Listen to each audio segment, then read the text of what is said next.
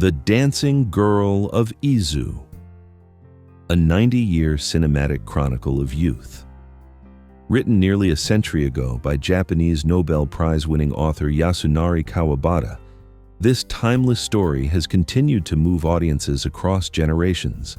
First published in 1926, it became one of Japan's defining works of youth literature.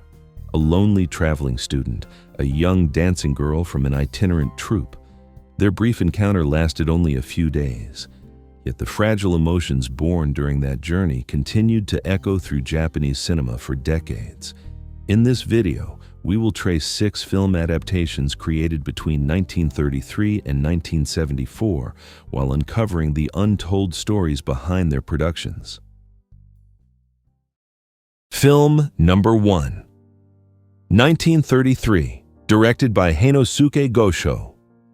This was the very first film adaptation of The Dancing Girl of Izu, a silent film created during the transition from silent cinema to talkies.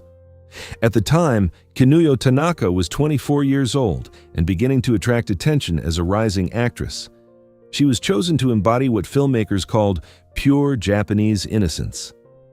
Filming took place during the harsh winter at Amaji Pass and Yugashima Onsen. Transportation was difficult. Every morning, the cast and crew walked for hours through steep mountain paths. Wearing only a thin kimono, Tanaka endured repeated takes in freezing winds mixed with snow. After filming, she reportedly soaked her feet in hot water while quietly holding back tears. Director Gosho believed that real cold was necessary to capture genuine loneliness on screen. No heating was used. The severe conditions themselves became part of the film's beauty. Tanaka's pure smile left a powerful impression on audiences, and this film marked the beginning of her rise to national stardom. Film number 2. 1954, directed by Yoshitaro Nomura. As post-war Japan slowly regained hope, Shochiku sought a new image of youth. They chose Hibari Misora for the role. At only 17, Misora was already one of Japan's biggest stars. She balanced nationwide concert tours with demanding filming schedules. After performing in Nagoya, she traveled overnight to the Izu filming location. Despite exhaustion, she smiled during rehearsals and said, "This wind feels wonderful." The director later praised her, calling her a true professional. In one farewell scene, there was no proper lighting equipment available. Instead, staff members reflected sunlight using handheld mirrors. The soft, natural light created an unforgettable image on film. Her performance, filled with quiet sadness yet inner strength, gave post-war audiences a new image of womanhood. Film number 3. 1960. As television began challenging the film industry, studios turned to great literature in search of survival. This adaptation symbolized that effort. The young actress Haruko Wanibuchi was only 14 years old. Born to a Japanese violinist father and an Austrian mother, she possessed a rare beauty that felt both delicate and mysterious. The director reportedly said, "Her eyes contained the transparency of Kawabata's literature." Filming was extremely difficult. In a winter river scene, Wanibuchi walked barefoot across sharp rocks. Even after cutting her feet and bleeding, she continued filming. The staff quickly wrapped her in blankets and warmed her beside a fire. Although the film was not a commercial success at the time, it was later praised as perhaps the most literary adaptation of The Dancing Girl of Izu. Film number 4. 1963, directed by Katsumi Nishikawa. During the golden age of Japanese youth films, Nikatsu produced this adaptation starring Sayuri Yoshinaga. The director once said, "Yoshinaga herself is the dancing girl." At 17, she balanced filming with high school life. She often traveled directly from class to the movie set. In mountain scenes covered by fog and cold rain, she endured repeated takes in heavy, soaked costumes.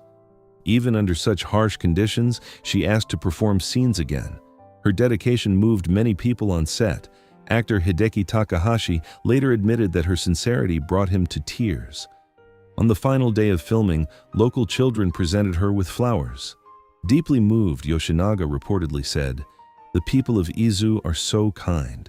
This film helped establish her as one of Japan's beloved national stars. Film number 5. 1967, directed by Hiro Onchi. The young actress Yoko Naito, only 16 years old, was chosen almost instinctively by the director. Filming in Izu faced constant fog and rain. Equipment vehicles became trapped in mud, and both cast and crew struggled through difficult conditions together. During one freezing dawn river scene, the director placed his own coat over Naito's shoulders and quietly told her, "This cold, that is youth." When the camera began rolling, her expression changed instantly. Many staff members were moved to tears.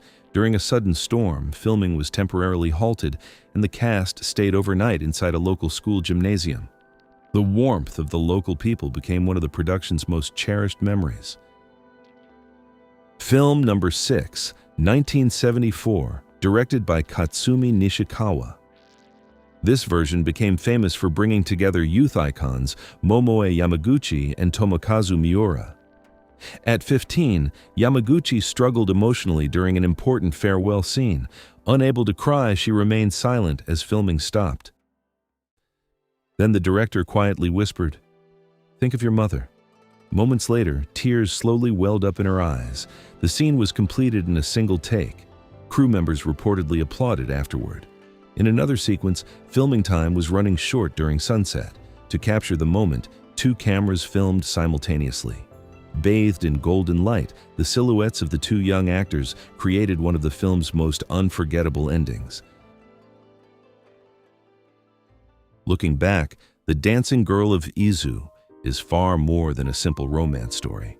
It is a reflection of youth in every era, and it is also the story of the people behind the camera.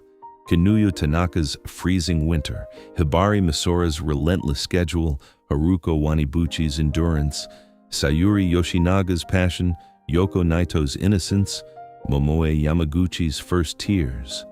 These 6 dancing girls became symbols of youth for their generations. Even today, along the quiet mountain paths of Izu, their memories still seem to linger. Thank you very much for watching. If you enjoyed this video, please leave a comment, like, and subscribe to the channel, and we hope to see you again in the next video.